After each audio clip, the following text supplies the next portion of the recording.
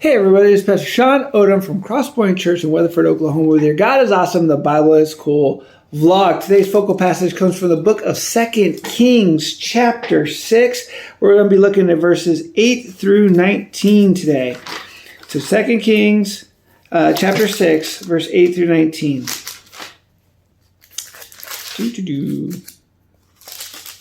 Here's what it says. Now the king of Aram was at war with Israel.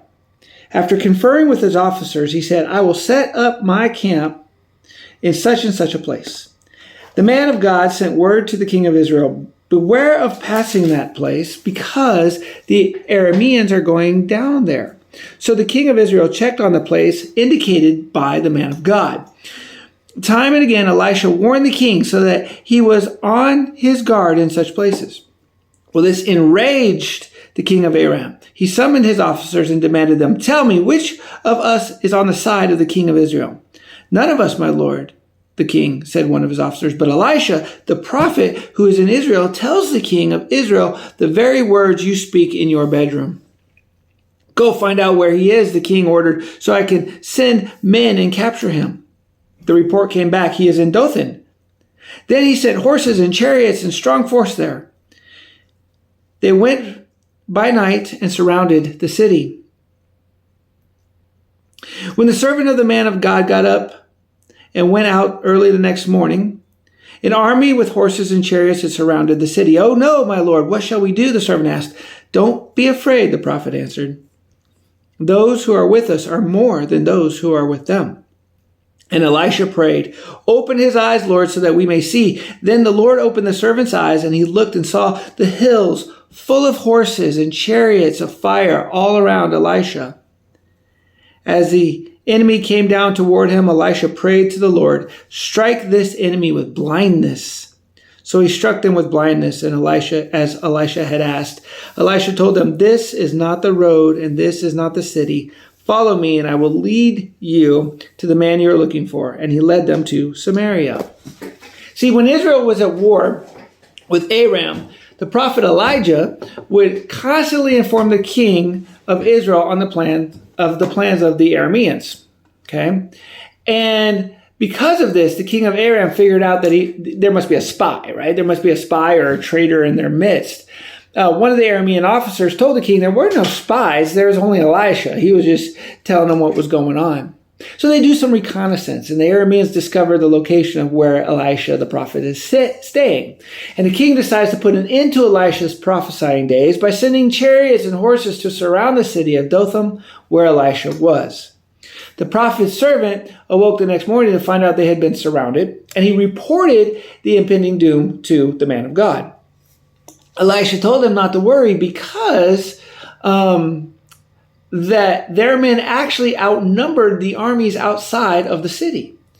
Well, obviously, kind of stunned and disbelieving, Elisha prayed for the servant to be able to see the spiritual realm that was around them. See, the servant, he was only seeing the physical. He wasn't considering the spiritual armies that were on the side of Israel. And when his eyes were opened, the man saw horses and chariots of fire. Horses and chariots of fire, and he saw all of these things just carpeting the hills that encircled them. So when the enemy moved in, God struck them blind because Elijah had prayed for it. So think about this. This is like a really powerful, really kind of cool story talking about the powerful omnipotence of God, right? The all-powerful God, the power of God. And Elisha knew the strength of God was far greater than any enemy that could come after him. His servant was given the opportunity to see the spiritual realm, and he saw the same truth that Elisha already had faith in, that Elisha already knew, that God is all-powerful. Think about it. If we were given this privilege, okay, we would no doubt see angels and demons locked in battle all around us. We would also see that our side, the righteous side, far outweighs that of the evil side. Remember, only a third of them fell. We got 2/3 left, right? But think about this. Each day we are confronted with temptations and trials. Each day we are bombarded by doubts and fears.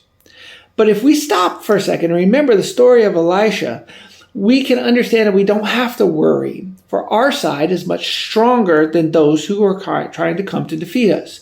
The power of God can do miraculous things. It can eliminate cancer. It can give us strength to resist temptation. The power of God can crush the opposition of hatred.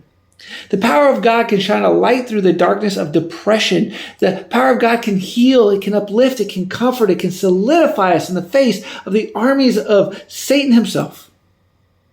Understand that. Own it. Use this knowledge of who God is and his power, not ours, but his power, and you can eliminate fear from the equation. And that's the path to victory over the enemy, isn't it? The Bible, it is often said that the Bible has the words, do not fear or do not be afraid, some 365 times. That would be one for each day. So think about it today, okay? There's no one to fear but God himself. God bless everybody. Hope to see you all on Sunday.